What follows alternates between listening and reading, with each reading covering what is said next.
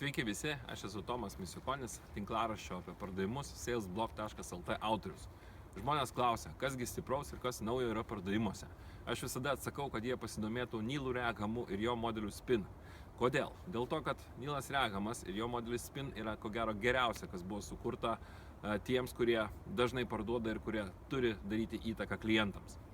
Modelis Spin yra pritaikytas prie kliento sprendimų priėmimo sistemos ir jisai iš tikrųjų atsako į klausimą, kaipgi formuojasi kliento poreikiai ir kaip šį poreikį reikėtų skatinti. Dar daugiau šitas modelis leidžia padaryti įtaką klientui ne per tiesiog prekių ir paslaugų privalumus, bet per klausimus, kuriuos jūs užduodat klientui, kad jisai pats savo argumentuotų naudą, kurią jūs jam siūlote. Aš asmeniškai ateisiu į susitikimą su Neilu Rehamu, nes noriu tiesiai iš autoriaus išgirsti, kaip jisai kūrė šitą modelį, su kokiais sunkumais jisai susidūrė, kokie galbūt šito modelio taikymo apribojimai ir kur galbūt jį galima būtų pritaikyti dar.